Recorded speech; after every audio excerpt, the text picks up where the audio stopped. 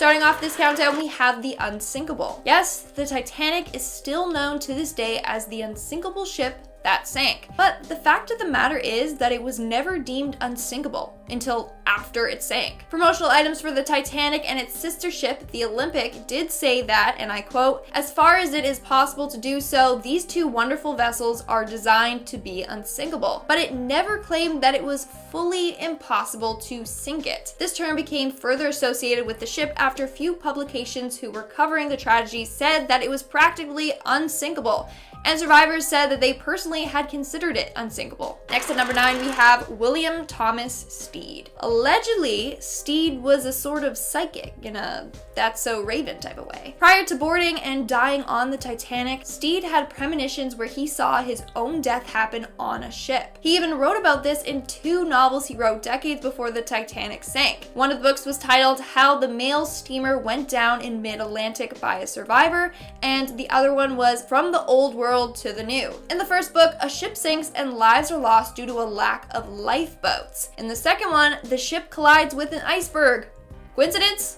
Or special powers. In our 8th spot, we have the SOS. The Titanic was not actually the first time that the internationally recognized Morse code SOS signal was used. After being initially introduced in 1906 at the International Conference on Wireless Communication at Sea, it started being used a lot in 1908, a whole 4 years before the Titanic sank. But it wasn't as commonly used by the British operators because they liked the original CQD code better, which stands for Come Quick, Danger. After trying and failing to get anyone's attention using CQD, one of the operators apparently said, "Send SOS. It's the new call and this may be your last chance to send it." They began sending SOS and CQD messages. But as we all know, it didn't catch anyone's attention in time. In our 7th spot, we have the Ghost of Disaster. This legend surrounds another published story foreshadowing the events of the Titanic. During the time of the sinking, the May issue of the popular magazine was already on the shelves. In this edition, there was a story written by T. Jenkins Haynes under the pseudonym Maine Clue Garnett, titled The White Ghost of Disaster. This story detailed an ocean liner colliding with an iceberg and the passengers aboard dying in the icy Atlantic waters. I mean, why did so many people have to write about ships colliding with icebergs and the passengers dying? The universe listens, you guys. And at number 6, we have the heroic dog. A large Newfoundland dog named Regal is said to have saved many lives during the sinking. Sadly, his owner drowned, but Regal managed to swim close to one of the lifeboats. And when the Carpathia came to find survivors, this lifeboat became dangerously close to the bow of the ship and was almost run over. But good old Regal started barking and made the crew aware of the lifeboat and of the survivors whose lives Regal had just saved.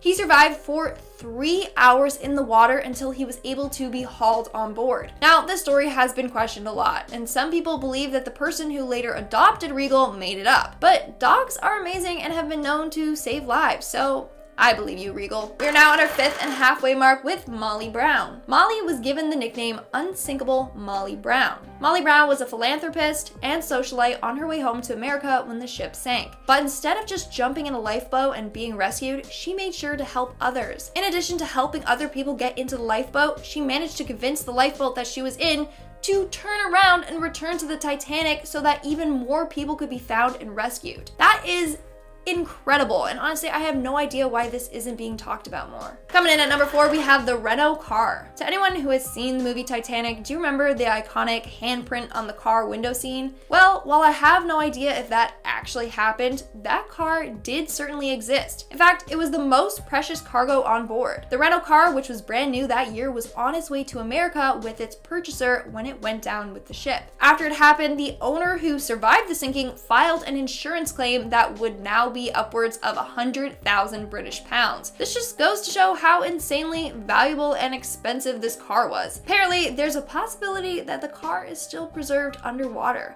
but explorers and researchers have not been able to find it. In our 3rd spot, we have the Guilt. This legend surrounds the designer of the Titanic himself, Thomas Andrews.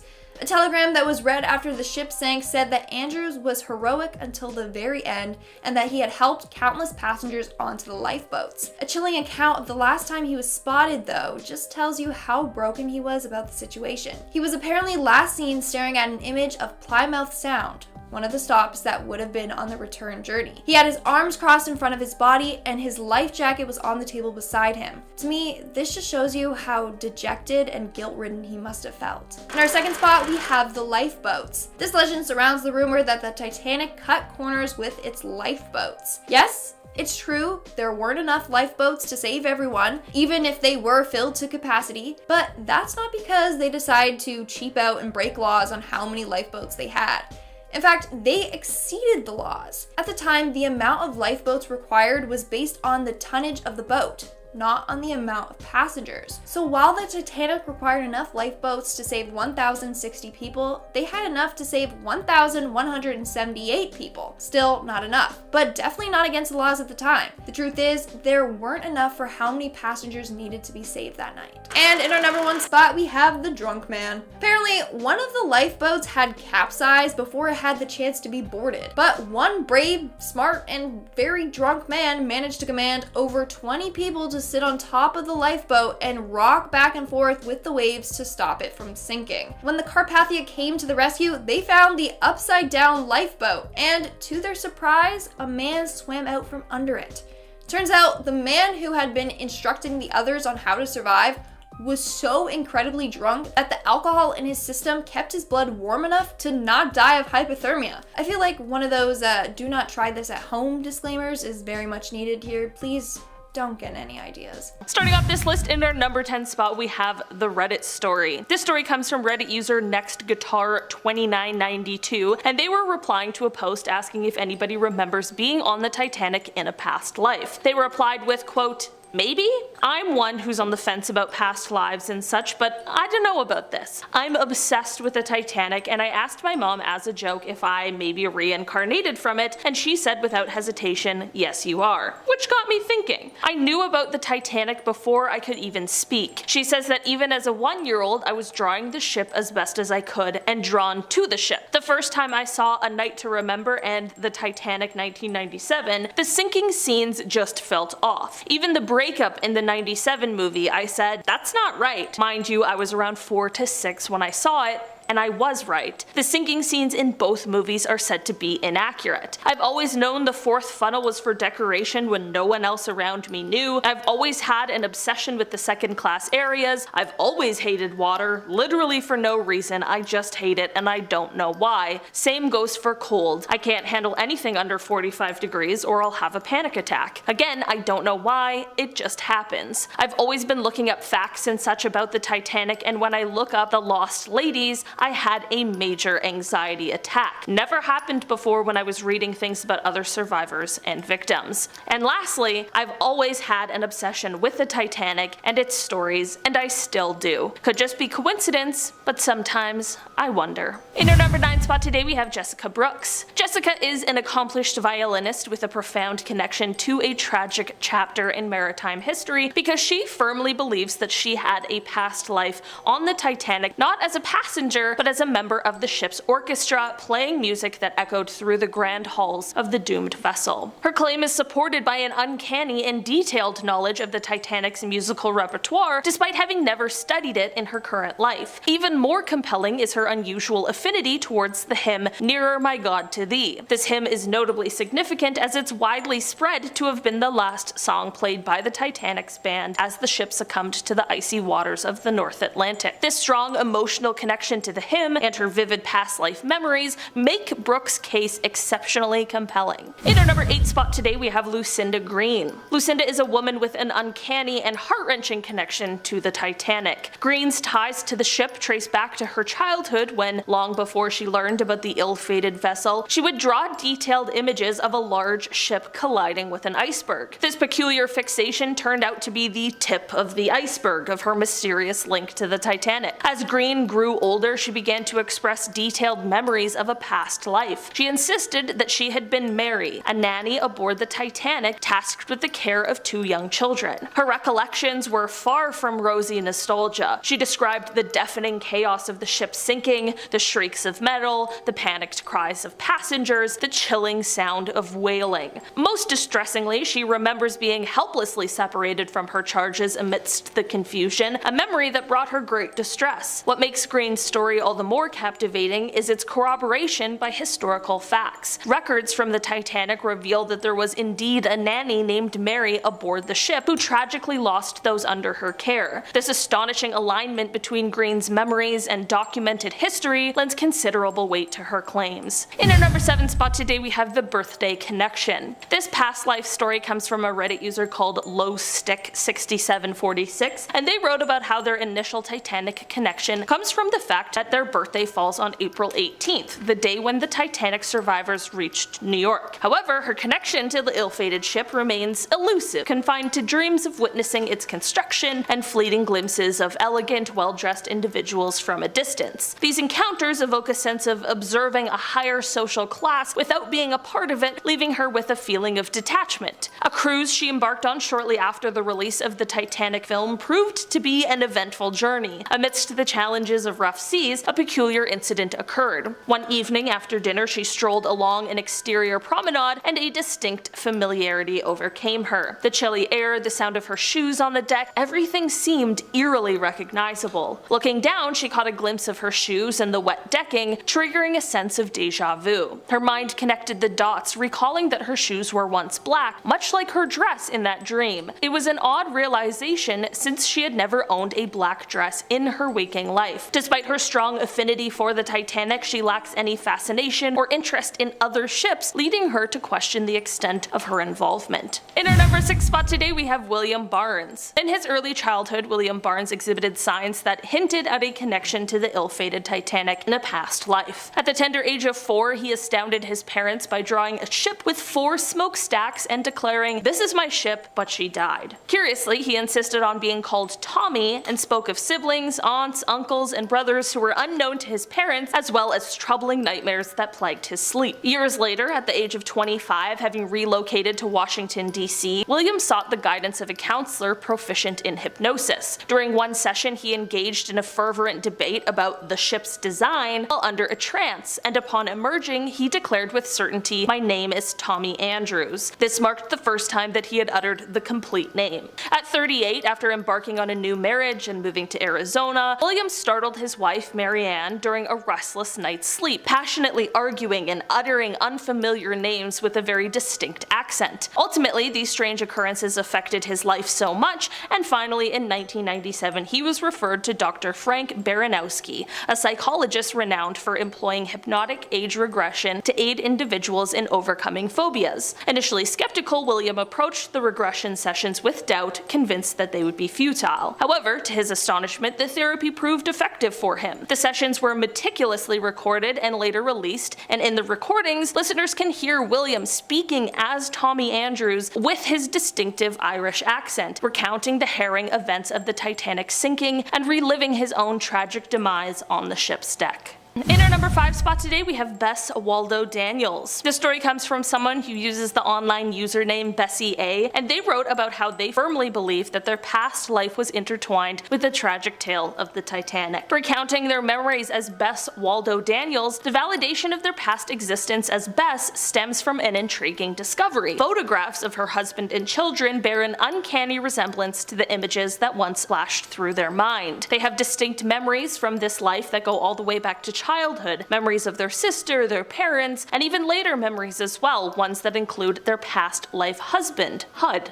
Curiously, their memories skip the moments of meeting and marrying Hudson. Instead, they recall the births of both their children, Helen and Hutsy. While their memories encompass the Titanic, they admit gaps concerning the journey from Canada to England and their activities in England. Their recollections resume within their stateroom, basking in the sunlight streaming through the porthole. On the night of the sinking, Hudson briefly disappears, but upon his return he leads everyone to the boat deck, cautioning against using the elevators and urging the stairs instead. Though their memories fail to bridge the gap between reaching the boat deck and the subsequent events, a serene atmosphere pervades their recollection. People converse calmly in groups, interrupted only by the arrival of a tall man with a brown beard, whose words escape their memory but stir a feeling of discomfort within them. Turning their attention to Hudson, they observe a profound change in his his demeanor, as if life itself drains from his being. Suddenly, they find themselves in a boat surrounded by fearful and anxious individuals. A scared-looking woman with distinct cheekbones sits next to them, while another refined lady, very English, occupies a nearby seat. Amid the chaotic scene, they cry out but cannot recall their exact words.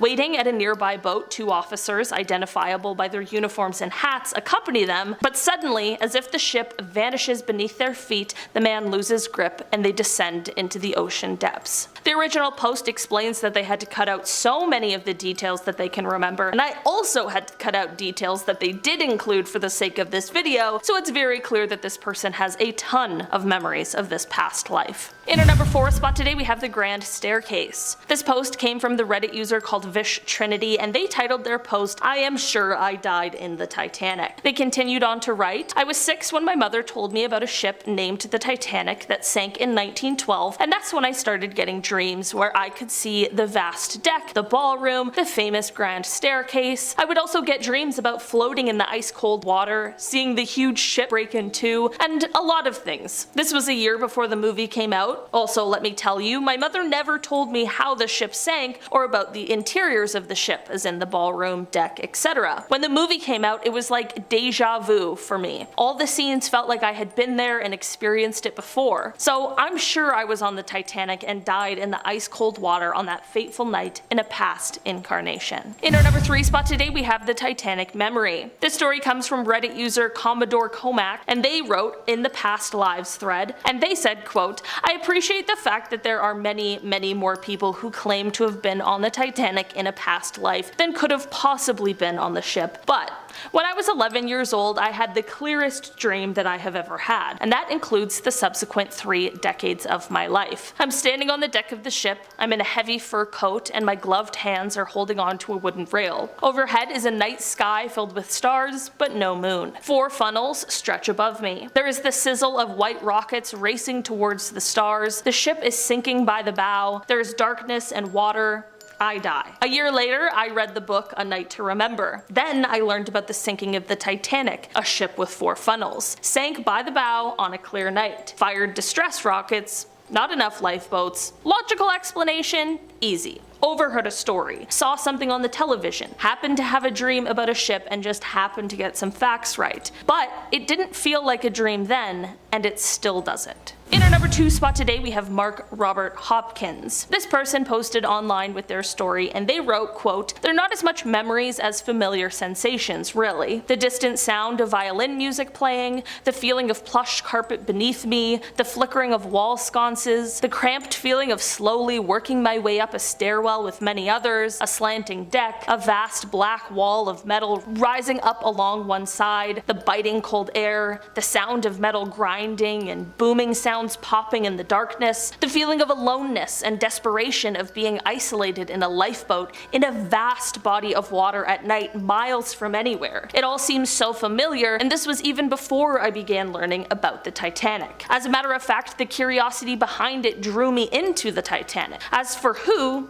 definitely not someone important. Somehow the identity of a 10, 12, or 14-year-old boy stands out to me, first or second class with the last name O something, as in O'Brien for example, although I don't remember there having been any O'Briens in first or second class. The sensations are vivid, not cohesive. It's like they're latent or submerged in trying to put themselves together and come to the surface, like pieces of very old memories. Others I know are supportive of this and agree with the possibility that I just may have been on the Titanic. Finally, in our number 1 spot today, we have Robert Ballard. Renowned oceanographer Robert Ballard carved a unique place for himself in history when he discovered the wreckage of the ill-fated RMS Titanic in 1985, but the intriguing aspect of Ballard's connection to the Titanic extends beyond his historical discovery. Throughout his life, Ballard was fueled by a deep, inexplicable connection to the Titanic, an uncanny bond that was pivotal in his relentless pursuit of the ship's final resting place. Some Paranormal researchers have contemplated on the nature of this very extraordinary connection. They posit that Ballard may have had a past life association with the Titanic, suggesting that his intense drive to find the ship was more than a mere professional ambition or a personal obsession. Could it be that he was subconsciously attempting to unravel the threads of his own past, a past that was tragically intertwined with the Titanic's ill-fated voyage? Starting us off at number 10, we have the final resting place. When it comes to Titanic-related hauntings, it should come as no big surprise that the actual site where the tragedy occurred is considered one of the most haunted spots of all. According to those who have visited since the fateful day, strange sights such as odd glowing orbs of light can be seen floating around at night, and many believe they are actually the spirits of those who died at sea. But that's not all. Deep sea vessels that have explored the area near the sinking have reported to receive eerie, faint SOS calls that fade in and out, and seem to have no traceable source. Could they be the ghosts of the fallen crying out for help? Many definitely believe so. Now, orbs of light and radio static are nowhere near unheard of when it comes to suspected paranormal activity, especially when you're dealing with a place such as this, where so many people have perished. However, the most terrifying curse of all has to do with an old legend that says if you aren't careful, the lonely ghosts in the sea may just pull you overboard to live the rest of eternity with them. So just be safe if you are sailing in the area. Coming in at number 9, Titanic's builder. Inside the Titanic exhibit in the Luxor Hotel is a portrait of a man named J. Bruce Ismay, who was one of the builders of the Titanic many years ago. However, the thing about Ismay was that he's not really what you would describe as a hero. Apparently, he fled the sinking ship, leaving women and their families behind, and witnesses on the lifeboats claim he kept his back to the ship as it descended. But worst of all, it said he was the one insisting the ship speed up after receiving ice warnings, and as a result, it's believed he is not terribly liked by the ghosts who did not survive the disaster. In fact, one morning in particular, as the crew came in to open the exhibit, they found the portrait of Ismay on the floor. When the manager watched the surveillance video from the night before, he was stunned to see the picture began shaking before coming off of the wall, seemingly all by itself. Many believe that those who perished that night haunt the exhibit, tearing down his photo, and some believe that if you aren't careful, they may just curse you for being associated with him. Coming in at number 8, no Pope. So this next one is kind of a full conspiracy, but you know what?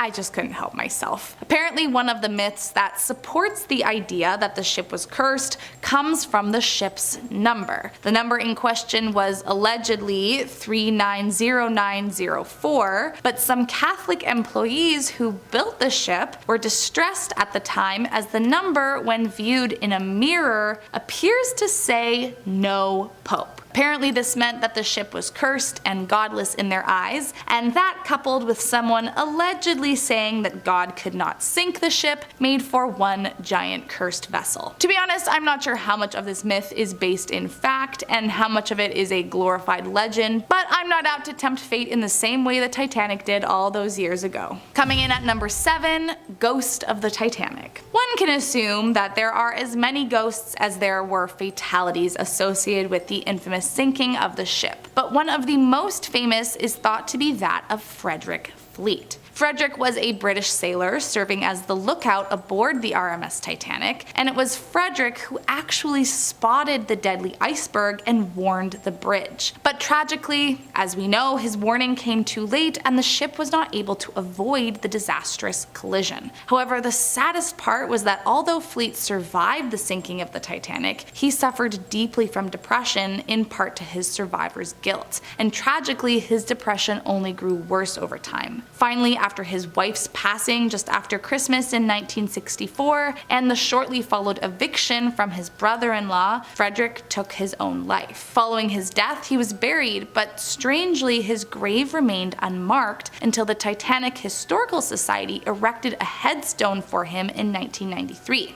These days, however, it appears his spirit is not quite at rest, as witnesses have claimed to see him keeping watch over the Las Vegas exhibition's promenade deck, perhaps driven by his guilt to watch even in the afterlife. Next up at number 6, a ghost on board. Back in 1977, Second Officer Leonard Bishop of the SS Winter Haven gave a tour of the ship to a man who he naturally assumed was a passenger. Apparently the man was British and very soft-spoken, but extremely interested in every detail of the vessel, almost unusually so. Bishop found the man to be a bit strange, but didn't think much of it, and continued to tour him around. But it wasn't until a few years later, when he saw a photo of Titanic Captain Edward John Smith, that Officer Bishop realized why the situation felt so off. Allegedly, he exclaimed to a friend, "I know him, I gave him a tour of my boat." But the friend laughed and explained to his friend that the man had been long dead and that the man he claimed to know was the captain of the Titanic. Turns out the captain still remains at sea and likes to check up on the passing boats. Let's just hope he's not looking to be vengeful. Coming in at number 5, Lady in Black. Almost any haunted location has some kind of Lady in Black. I'm not sure exactly why, but it just happens to be part of the brand. And the Titanic Artifact exhibition is no exception. Employees and guests alike all claim to have seen this mysterious woman. And it's said she wears a black period dress with a white collar and her hair in a bun. However, the most eerie of stories surrounding this ghost has to do with a photographer. Reportedly, he was getting ready for the opening of an exhibition when he spotted this woman casually walking down the grand staircase. He was understandably startled, as he hadn't noticed anyone enter and the staircase was roped off, but he just assumed he must have missed her come in and that she was a part of the exhibit. So, trying to be friendly, he asked if she'd like him to photograph her, but she ignored him. So he went back to setting up. But suddenly, she was directly behind him. So again, he offered a photograph. But this time, she didn't just ignore him, she vanished right before his very eyes.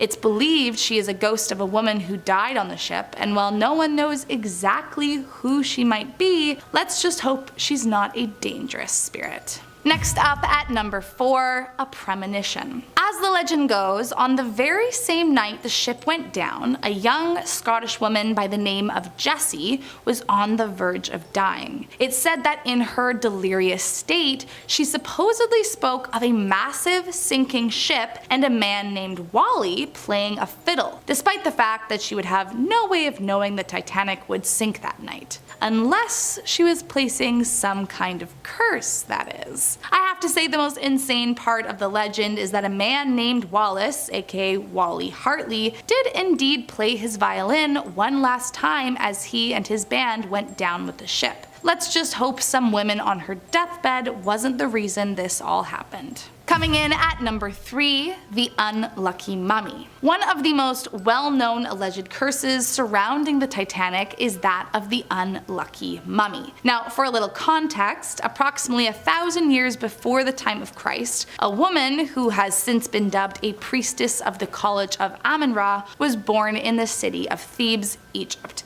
And it is believed this mummy is her embalmed body. Now, in terms of the unluckiness surrounding her mummy, in the late 1890s, archaeologists discovered the burial site during a dig near Egypt's lost city of Luxor. According to legend, a rich Englishman arranged for the purchase of the mummy and her casket. However, as reported by the Museum of Unnatural History, the man inexplicably vanished before his purchase could be delivered. Then later, all 3 of his travel companions suffered misfortune. One of the men died, another was disabled in an accident, and the third suffered financial ruin. From that day forward, it was believed that anyone or anything that this mummy came into contact with would be cursed by misfortune, and rumors suggest that the mummy was eventually purchased by an American archaeologist who arranged for it to be transported to the United States aboard the Titanic. So, for all we know, some ancient cursed mummy could have cursed the ship and sent it to its dark fate. Coming in at number 2,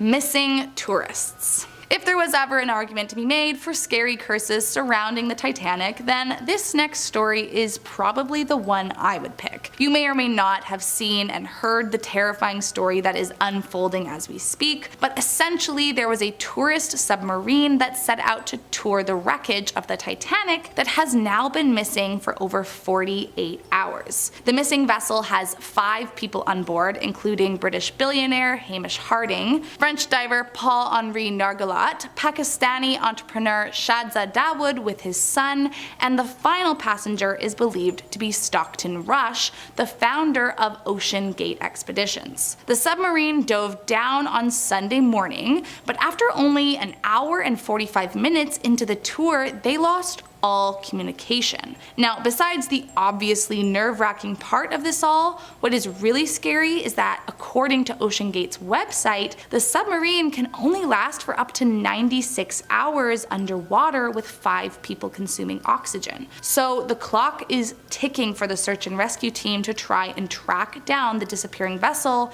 before it's too late. It is truly a horrific and nightmare-inducing situation, and many believe that the waters surrounding the haunted ship are to blame. And last up in our number 1 spot today is the wreck of the Titan. There are many conspiracy theories surrounding the Titanic, one being that it never actually set sail, another being that it deliberately sunk, but to be honest, none of them really hold much validity. However, there is one interesting conspiracy theory, and that is that a man named Morgan Robertson actually predicted and potentially even cursed the infamous ship when he published his novel The Wreck of the Titan in 1898, 14 years before the real-life disaster. Now, to be clear, Robertson rejected any claims stating that he had something to do with the disaster, and insisted he was just drawing on his own real-life experiences as a sailor. But I have to admit, some of the similarities between his story and the real-life events are a little creepy. For example, even if you ignore that they had similar names, the fictitious Titan, like the Titanic, was supposed to be the largest of its kind and an unsinkable ship. Plus, it also lacked enough lifeboats to accommodate its passenger load,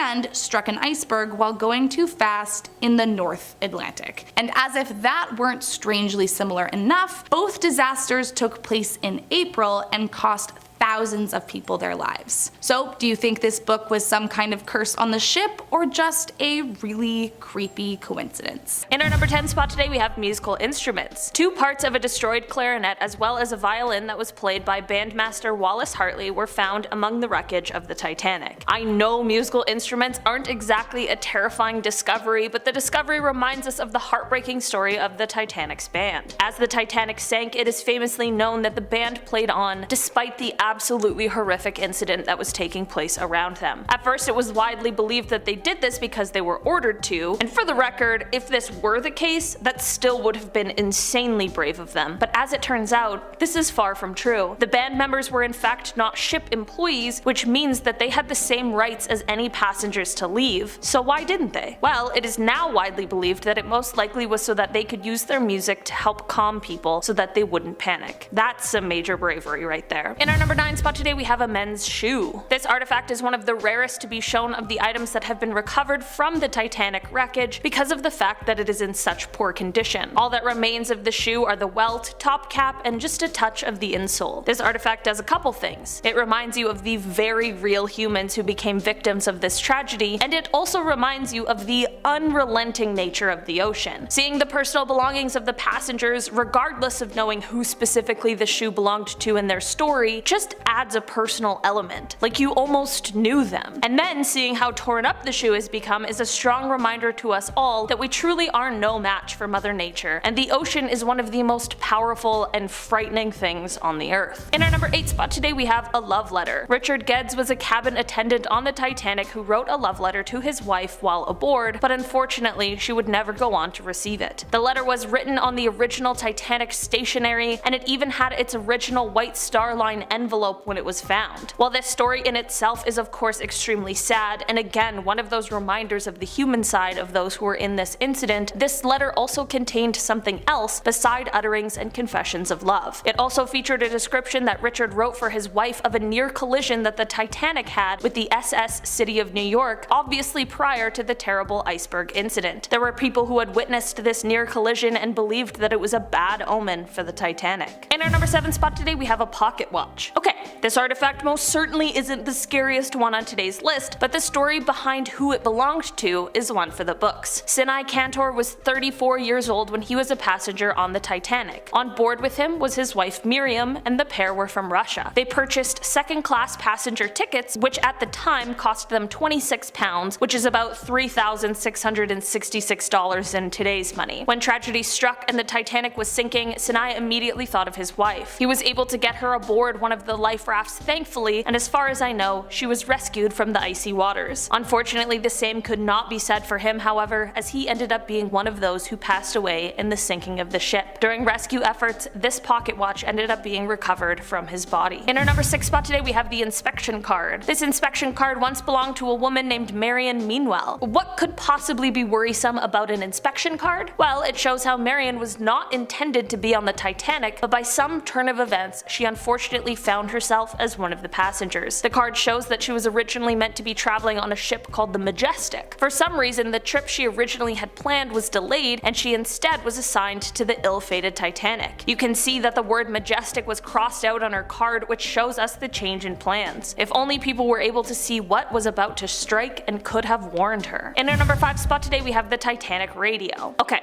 don't yell at me. This is a piece of the ship that has not yet been recovered, but it's the focus of much debate on whether or not it should be retrieved from the wreckage. Known in 1912 as the Marconi wireless telegraph machine, the radio on the Titanic sent distress calls to nearby ships that ended up saving the lives of 700 people in lifeboats. Despite how many people died in the Titanic tragedy, many of their bodies have never been recovered, which is why there were debates about whether or not to retrieve the artifact because of the fact that there might still be remains located in the same area as the radio is. Lawyers have argued against the recovery of the radio because the dive plan did not include the prospect of there being human remains located down there. It also was argued because in order to retrieve it, they would need to cut into the ship's radio compartment, which was strongly opposed by preservation advocates. As of right now, it appears as though the dive to retrieve the radio will still occur, but it isn't exactly clear when. This radio would be a very valuable artifact, but it also would hold an eerie tale of exactly when and how the radio was used during the final moments of the Titanic. In our number 4 spot today we have the telegraph. Separate from the radio we just talked about, the ship's telegraph machine was recovered in 1987, and this was used to relay commands to the engine room. So it was used as a communication device on board rather than to communicate with other ships. This telegraph machine is likely the one that was used to communicate to turn away from the iceberg in the North Atlantic Ocean. Unfortunately, these commands came way too late as the ship struck the iceberg only 37 seconds after it was finally seen, and we all know what happened next. This telegraph was actually part of a Titanic auction that featured over 5,000 recovered artifacts that were selling for a combined some $200 million. In our number 3 spot today we have the bell. The bell from the crow's nest of the Titanic was recovered from the wreckage and returned to land, where it now resides in the Titanic Museum. The eerie story behind this bell is that it would have been the one that was rung 3 times by the lookout, Frederick Fleet, in order to attempt to warn of the iceberg that was ahead. Frederick, as well as the other lookout who was with him, Reginald Lee, both ended up thankfully surviving the incident and went on to later explain what happened from their point of view. They explained that if they had been given binoculars to assist with their job, they could have seen the iceberg sooner. When asked how much sooner, Frederick replied, "Well, enough to get out of the way." In our number 2 spot today we have the Big Piece. This was a 15-ton section of the Titanic that ended up being recovered from the ocean floor. The wreckage of the Titanic was not found until 1985 when oceanographer Robert Ballard was doing a secret underwater expedition. The Big Piece is about 26 by 12 feet, and it was once a section of the ship's starboard side hull. This piece also has a part of the original support beam that attached this piece to the frame of the ship. It is said that where this piece was located on the ship, basically everything else around it was absolutely obliterated when the ship split in two. This artifact is said to be the reminder of the most violent violent aspect of the sinking of the ship, which is a horrifying thought. It was found among many other smaller pieces of the ship that had all been broken up. In our number 1 spot today, we have this cherub statue. In the remnants of the Titanic, they recovered a broken cherub statue that once found its home on the grand staircase of the Titanic. Aside from cherubs just being kind of creepy in general, there's something exceptionally eerie about this piece of religious iconography being at the center of such a huge disaster, as well as being found among the wreckage years later. Cherubs are usually known as bearers of the throne or creatures who attend to God, so it's just a little creepy to have one at the scene of a terrible disaster, as well as it making through all of the years and years that the Titanic was underwater waiting to be found.